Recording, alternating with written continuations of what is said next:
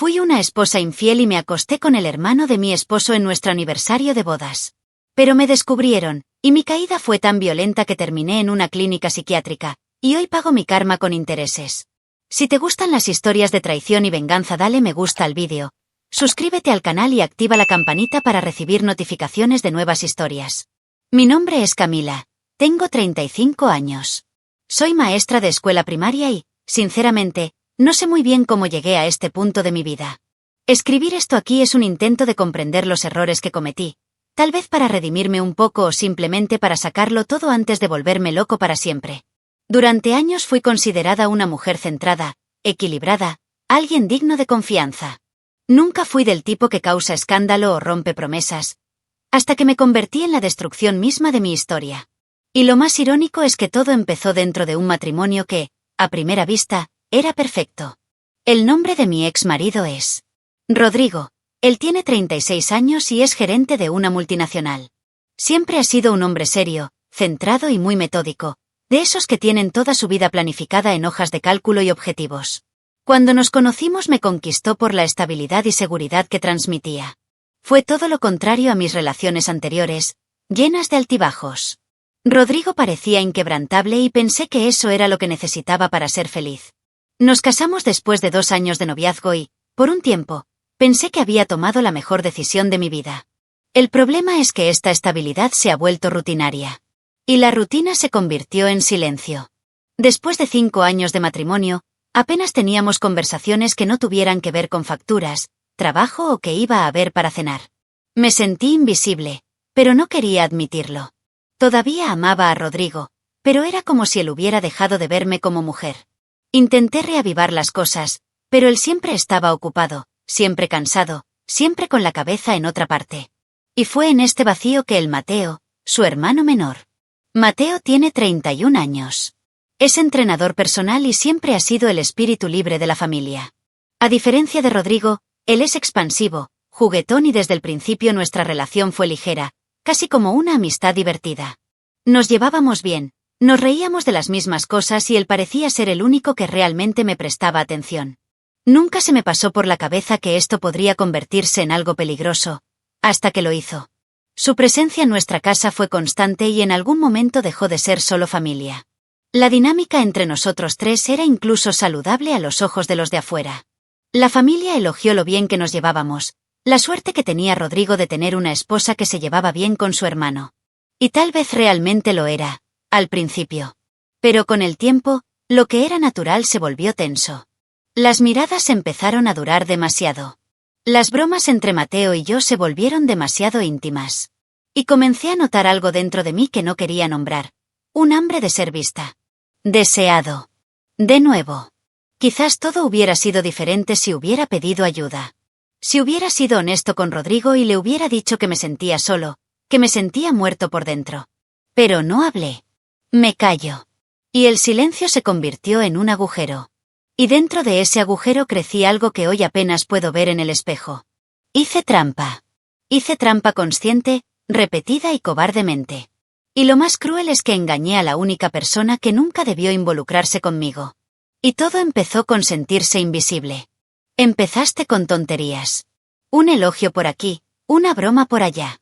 Mateo siempre ha sido del tipo carismático y durante mucho tiempo pensé que era así con todos. Pero con el tiempo, los comentarios empezaron a verse diferentes. Se fijó en mi pelo, en mi ropa, me llamó bonita de una manera que sonó más íntima que aceptable. Sonreí, miré hacia otro lado, pero en el fondo sentí que algo se movía dentro de mí. Estaba delicioso. Estaba mal. Pero fue como si finalmente alguien me estuviera viendo de nuevo. La primera vez que me tocó de una manera que me dejó helada por dentro fue un sábado por la tarde. Rodrigo había salido a ordenar algo en el trabajo y Mateo vino a ayudar a armar una estantería nueva. En un momento, nuestros brazos chocaron y él sostuvo mi muñeca por un segundo más de lo necesario. Me estrellé. No dije nada. Y él se limitó a sonreír, como si supiera que había cruzado una línea invisible. Después de eso, pasé días culpándome por no reaccionar. Por no decir no. Pero en el fondo, una parte de mí no quería que se detuviera. Los mensajes comenzaron poco después. Primero cosas inocentes, memes, vídeos. Luego, piropos más directos, Pregunta sobre cómo me sentía, si Rodrigo todavía me hacía feliz. Podría haberlo bloqueado. Podría habérselo mostrado a mi marido. Pero no lo demostré. Al contrario, comencé a responder. ¿Y que le guste? Empezamos a hablar casi todos los días, siempre cuando Rodrigo estaba ocupado o viajando por trabajo. Con Mateo me sentí deseada. Con Rodrigo me sentía como un objeto olvidado en un estante. Sé cómo suena eso. Y sí, sé lo horrible que fue eso. Traicioné la confianza de mi marido y mi propia conciencia. Pero en ese momento no pensé en eso. Solo pensé en lo cansada que estaba de que me ignoraran, de mirarme al espejo y sentirme invisible. Mateo sabía exactamente qué decir. Dijo que era absurdo que alguien como yo quedara fuera. Dijo que Rodrigo no sabía lo que había en casa. Y yo, necesitada y vulnerable, me dejo llevar. El primer beso se produjo en su coche, una noche en la que Rodrigo se encontraba de viaje de trabajo. Había salido con un amigo y Mateo de casualidad apareció en el mismo bar. Me ofreció llevarme. En el camino, estacionó el auto y comenzó a decir cosas que hicieron que mi corazón se acelerara. Le dije que no podía, que estaba mal. Dijo que simplemente estaba siendo honesto con mis sentimientos. Y luego me besó. Y me fui. No solo lo dejé, le correspondí. Cuando llegué a casa, fui directo al baño y lloré. Pero en el fondo sabía que la cosa no acabaría ahí. Después de ese beso, la puerta se abrió. Y cuando se abre, es casi imposible fingir que no has visto lo que hay al otro lado. La tensión entre nosotros se volvió constante, casi insoportable. Todo lo que tenía que hacer era acercarse para que mi piel reaccionara. Me sentí viva de nuevo, aunque sabía que estaba podrida. Pero era un dulce veneno. Y yo, débil, tomé cada gota pensando que tenía el control. Después del primer beso, no pasó mucho tiempo para que todo saliera mal. Unos días después nos volvimos a encontrar, esta vez en un motel en las afueras de la ciudad. Me inventé que iba a un curso de actualización en el colegio. Mateo ya tenía todo planeado, como si llevara mucho tiempo esperando este momento. Tuvimos relaciones sexuales esa noche. Fue intenso, sucio, lleno de culpa, pero en ese momento lo amaba, disfruté cada minuto, y me odié a mí mismo más tarde, cuando recuperé la cordura normal. Pero, nuevamente, despertó una parte de mí que creía que había muerto. Y cuando te sientes vivo después de mucho tiempo, es difícil querer volver al vacío. A partir de entonces empezamos a reunirnos con frecuencia. Cualquier resquicio, cualquier excusa, se convertía en oportunidad. Cuando Rodrigo viajaba aparecía Mateo. Cuando Rodrigo se dormía temprano, yo hacía como que iba a la farmacia y me pasaba 20 minutos en su coche aparcado en la esquina, usando mi boca para satisfacerle cuando volvía del fútbol y pidiéndome un bonito regalo en el camino. Las disculpas comenzaron a volverse automáticas. Voy a resolver algo en la escuela, mi amiga está teniendo problemas, voy a ir para allá, necesito un tiempo para mí. Y lo peor, creyó. Rodrigo confió en mí. Siempre confiado. Y usé eso contra él como el peor traidor posible. Con cada encuentro, la línea entre el bien y el mal se volvió más borrosa. Ya no sentí ese pánico inicial. El miedo a ser descubierto se convirtió en un estímulo. Era como si fuéramos adictos a escondernos, a fingir, a vivir esta mentira. Con Mateo todo fue deseo, impulso. Con Rodrigo era silencio, rutina. Y me engañé pensando que esto era amor, que era una forma distorsionada de libertad. Pero en el fondo, fue simplemente cobardía. Un escape barato para evitar enfrentarme a lo que realmente estaba roto dentro de mí. Empecé a evitar a mi marido más claramente. Ella se negó a tener relaciones sexuales, dijo que estaba cansada y que no se sentía bien emocionalmente. Aceptó, como siempre. Rodrigo nunca forzó nada, pero noté que mi distancia le dolía. Aún así, no me detuve. Me sentí atrapada en una burbuja de placer y mentiras, pensando que tenía el control. Excepto que ese tipo de control es ilusorio. Porque cada vez que mentía, algo dentro de mí moría un poco. Pero continué. Porque ya había ido demasiado lejos. Mateo, en cambio, parecía cada vez más cómodo con la situación. A veces incluso pensé que le gustaba la idea de robarle algo a su hermano. Tenía frío por momentos, como si todo fuera un juego. Pero en otras decía que estaba enamorado, que quería huir conmigo. Y yo, tontamente, lo creí. Me aferré a esas palabras como si fueran verdad. Planifiqué en mi cabeza escenarios imposibles. Contarlo todo, empezar de nuevo con él, dejar atrás el pasado. Pero sabía que eso nunca sucedería. No tuve el coraje. ¿Y él? Quizás nunca tuvo la intención de hacerlo. Tuvo un día en el que casi nos atrapan. Rodrigo regresó temprano de un viaje y nos encontró hablando en el garaje. La excusa no se hizo esperar. Mateo vino simplemente a recoger una caja vieja que había dejado allí. Rodrigo no lo sospechaba. Pero entré en pánico. Fue entonces cuando me di cuenta de que se había convertido en una bomba de tiempo. Pero en lugar de detenerme, me volví más cuidadoso. Y las mentiras se volvieron más elaboradas. Como si pensara que se puede ocultar un fuego con un paño húmedo. El día de nuestro aniversario de boda llegó como cualquier otro. Rodrigo había preparado la cena en casa. Sencillo, pero hecho con mimo. Compró mi vino favorito, decoró la habitación con velas y se propuso recogerme del trabajo. Él todavía se estaba esforzando mucho, aunque yo no lo merecía. Y eso fue precisamente lo que hizo que todo fuera aún más cruel. Porque ya sabía que no estaría allí esa noche. Ya se me había ocurrido la excusa, un curso intensivo de formación que duraría hasta tarde. Y él creyó. Como siempre.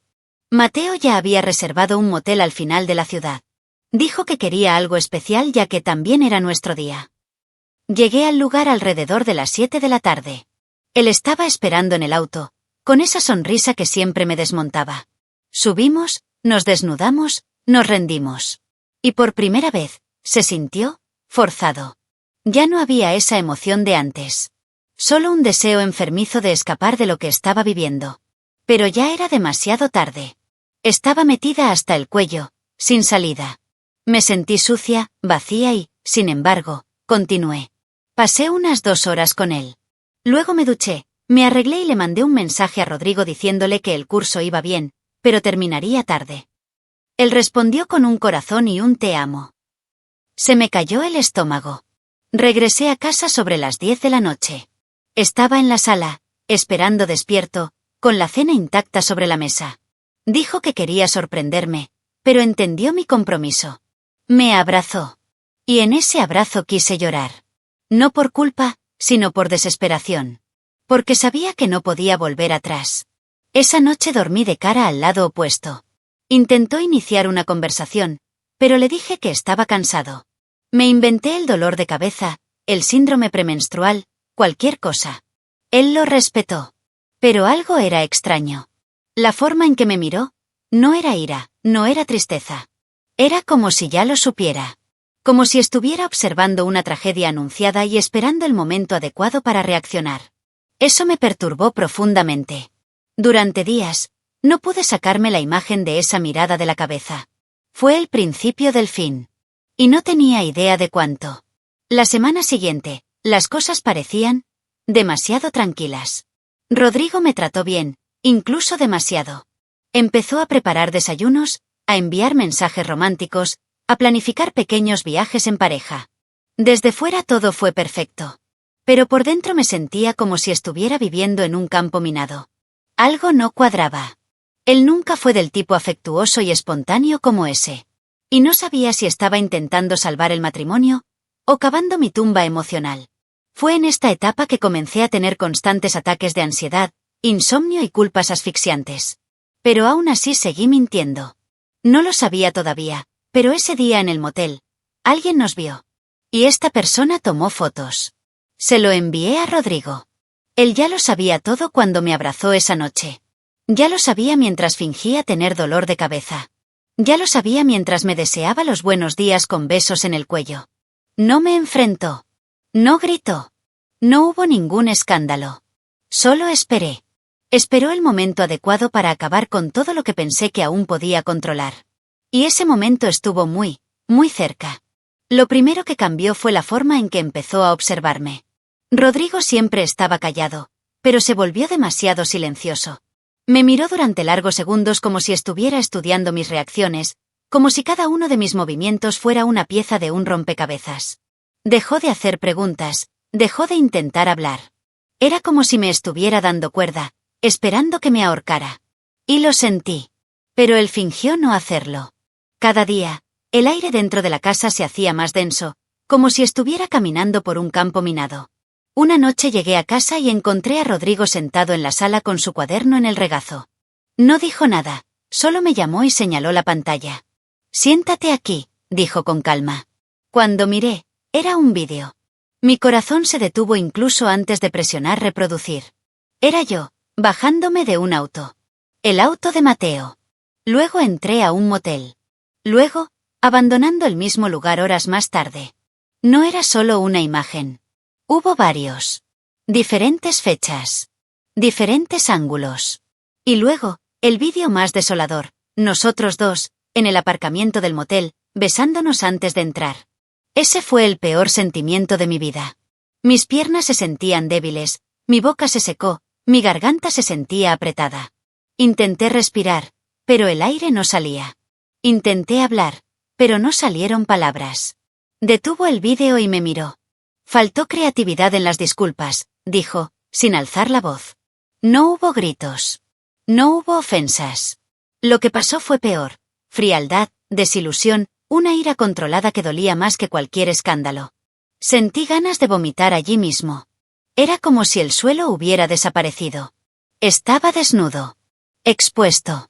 Y él tenía el control de todo. Empecé a llorar, pedí disculpas, dije que estaba confundida, que no quería lastimar a nadie. Dije que me sentía solo, que me perdí. Rodrigo escuchó todo en silencio. Cuando terminé, se levantó, cerró su computadora portátil y dijo, «Aún no lo entiendes. Lo sé desde hace meses». Dijo que contrató a un detective después de sospechar de mis pequeñas acciones.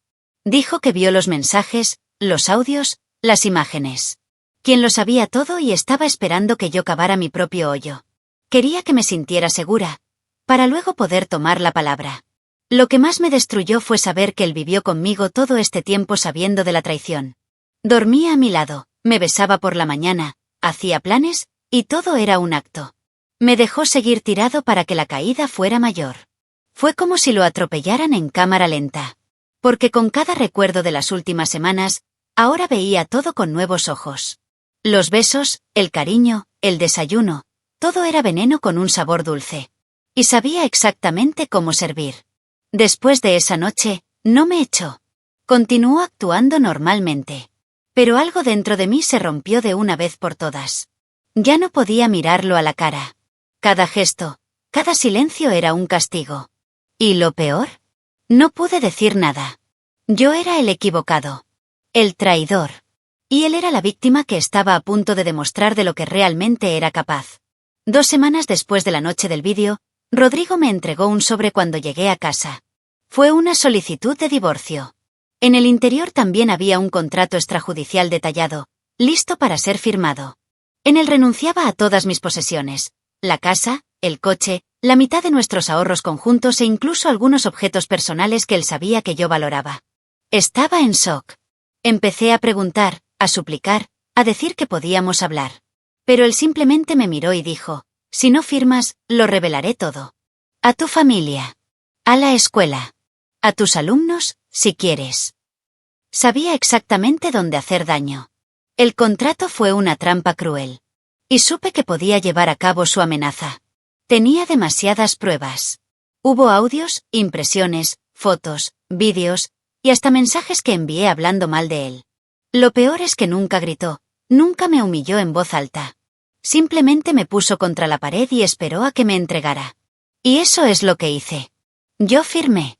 No porque quisiera, sino porque tenía miedo. Miedo a perder mi reputación, mi trabajo, la poca dignidad que me quedaba. Rodrigo logró hacerme arrodillarme, y lo peor, en silencio. Después de firmar me dio 7 días para salir de casa. Dijo que no quería problemas y que haría todo pacíficamente, siempre y cuando cooperen. Fui a casa de mi madre, sin decirle el verdadero motivo. Dijo que el matrimonio había terminado por incompatibilidad, ocultando la vergüenza de haber sido expuesta sin que nadie lo supiera. A los ojos de todos, parecía que estaba siendo maduro, cediendo al divorcio por respeto a Rodrigo. Nadie sabía del chantaje. Nadie sabía que destruyó mi vida con una sonrisa en su rostro. Lo más cruel es que no le contó nada a nadie. Él podría. Pero prefirió no ensuciarse las manos. Me dejé consumir por la duda, por la culpa, por el miedo constante de que algún día él me revelara todo. Empecé a tener pesadillas constantes.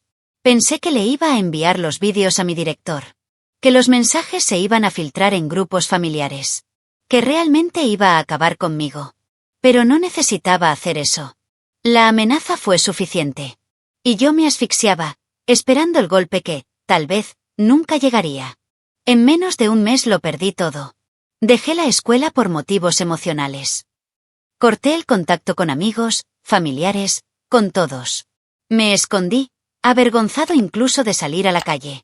Rodrigo continuó su vida como si nada. Vi fotos de él viajando, cenando, sonriendo con amigos. Mientras tanto, me hundía. No con gritos ni desesperación, pero con ese dolor silencioso de quien sabe que cavó su propia tumba e incluso ayudó a otro a tirar la tierra encima. Y cada día el arrepentimiento pesaba más. No sé qué me dolió más, la propia traición o la forma en que me destruyó con tanta elegancia. Rodrigo nunca perdió el control. Simplemente tiró de los hilos correctos en el momento correcto y me vio desmoronarme. Hoy, mirando hacia atrás, veo que no necesitó mover un dedo. Solo necesitaba dejarme seguir siendo quien me estaba convirtiendo. Y eso fue suficiente para destruirme por completo. Después del divorcio, mi vida perdió su eje. Los ataques de pánico se hicieron cotidianos y cualquier ruido me hacía estremecer.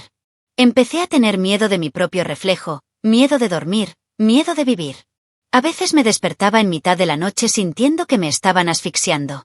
Me desperté llorando sin saber por qué. Mi madre intentó ayudarme, pero no podía decir claramente qué estaba pasando. La vergüenza fue tan grande que pareció tragarme vivo. Ella fue quien decidió ingresarme después de encontrarme encerrado en el baño, repitiendo lo siento en voz baja. Me internaron en una clínica psiquiátrica de una zona apartada, de esas con olor a desinfectante, pasillos blancos y ventanas enrejadas. Los primeros días me sentí como un animal herido. Evité el contacto visual, hablé lo menos posible y lloré todo el tiempo. La culpa me carcomía.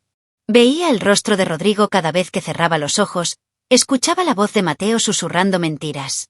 El silencio del lugar era inquietante, pero a la vez necesario.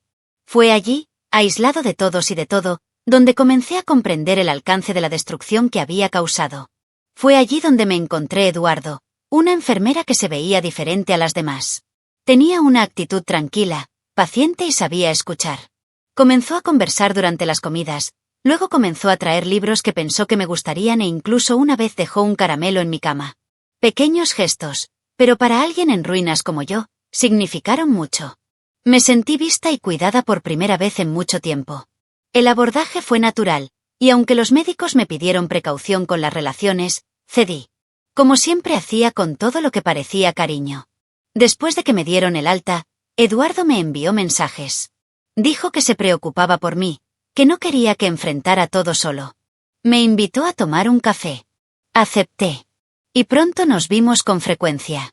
Me mudé a una habitación alquilada y él empezó a dormir allí algunas noches a la semana. Al principio todo era luz. Me escuchó, me elogió, dijo que era fuerte por haber sobrevivido a tanto. Por primera vez pensé que tal vez, solo tal vez, todavía había esperanza de reconstruir mi vida. Pero eso no era exactamente lo que se avecinaba. Poco a poco Eduardo empezó a cambiar. Empezó a querer saber con quién hablé, a dónde fui, qué publiqué. Dije que era para protegerme, que mucha gente quería verme mal. Luego vinieron las críticas, mi ropa, mi pelo, mi apariencia. Cuando lo interrogué, se hizo la víctima. Dijo que era un desagradecido, que nadie más tendría paciencia conmigo. Y luego vinieron las desapariciones. No respondió durante días y cuando regresó se mostró frío y distante. Cuando intenté terminar, se rió. Dijo que tenía mensajes, audios, incluso huellas que podrían complicarme la vida si quisiera. Y yo, cállate. Hoy estoy en esta relación que se siente más como un castigo. No por amor, sino por miedo, por cansancio. Ya descubrí que hacía lo mismo con otros pacientes. Mujeres frágiles y vulnerables, como yo. Algunos desaparecieron. Otros regresaron a la clínica. Y aunque lo sé, todavía estoy aquí. Me siento impotente para irme, como si este fuera el final que merecía. A veces pienso que estoy vivo solo para pagar por lo que hice. Y cada nuevo día junto a él es un cruel recordatorio de que el infierno que creé no tiene salida fácil. Cada mañana es un recordatorio de cuánto he perdido. Mi vida se siente como una película de terror emocional que nunca termina, y lo peor es que fui yo quien presionó reproducir. Me despierto al lado de alguien que me controla con miradas, me silencia con gestos y me aplasta con palabras dichas y no dichas. Eduardo, el hombre que parecía un refugio seguro cuando salí de la clínica, se convirtió en mi nueva prisión. Y lo permití. Porque en el fondo todavía siento que lo merezco. Como si no hubiera escapatoria de mí mismo. Me veo viviendo como una sombra. Hago lo mínimo para no llamar la atención, no generar conflictos, no molestar. Mis días son todos iguales. Café con sabor vacío, miradas sospechosas, control del móvil, preguntas invasivas. A veces desaparece 2 días y regresa como si nada. Y cuando intento reaccionar, me recuerda quién era yo. Me muestra mensajes antiguos, fotos que podrían exponerme, recuerdos que podrían terminar enterrando lo poco que queda de mi dignidad. Y vuelvo a mi rincón, en silencio. Porque sabe demasiado. Y tengo demasiado miedo. Intento encontrar alguna salida emocional, alguna chispa de fuerza. Ya me escribí cartas, investigué sobre refugios e incluso pedí ayuda en foros anónimos. Pero cuando llega el momento de actuar, me detengo. Es como si hubiera un muro invisible entre mí y cualquier posibilidad de liberación. La culpa me sabotea. La voz que dice te lo merecías todavía habla más fuerte que cualquier otra. Y con el tiempo empiezas a creerlo. Empieza a aceptar que este es tu lugar en el mundo ahora. Un purgatorio emocional donde cada día es una nueva forma de penitencia. Ya soñé con Rodrigo. En algunos sueños me perdona. En otras, se ríe de mi miseria. En todos aparece como alguien que ganó. Y tal vez realmente ganó. Lo siguió, se reconstruyó, se protegió. ¿Y? Nunca salí de esa habitación. Esa noche me mostró los vídeos. Quedé atrapado allí, en el momento exacto en que me di cuenta de que lo había perdido todo. Y lo más raro es que a veces lo extraño. La forma en que me miró, aunque fuera en silencio. Porque, a pesar de todo, nunca me hizo daño con las manos. Simplemente me dejó destruirme. Mateo desapareció del mapa. Nunca intentó buscarme, nunca mostró arrepentimiento. Simplemente siguió con su vida como si nada hubiera pasado. Parece que ahora está casado y tiene una nueva familia. Y me pregunto si siente alguna culpa.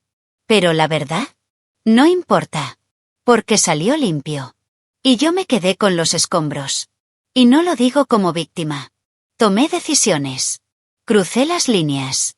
Simplemente no imaginé que el castigo sería tan intenso y tan largo. No fue un escándalo. Fue una implosión. En silencio, dentro, día tras día. Si hay karma, vivo dentro de él. No en forma de tragedia pública, sino de encarcelamiento emocional. No me he perdonado. Ya no confío en nadie y ni siquiera puedo pensar en empezar de nuevo. A veces me imagino desapareciendo. Empezar de nuevo en otro lugar, otro nombre, otra cara. Pero el dolor vendría conmigo. Ella no necesita una dirección fija. Ella vive en mí ahora. Y quizás, de todo lo que he perdido, lo que más extraño hoy, soy yo mismo. Deja tu opinión en los comentarios, dale me gusta al vídeo y suscríbete al canal para recibir notificaciones de nuevos vídeos, y también ayudarnos a llegar a más personas y formar una comunidad. Disfruta y mira una de las historias que van apareciendo a continuación sobre nuevas denuncias de traiciones y venganza. Hasta la próxima.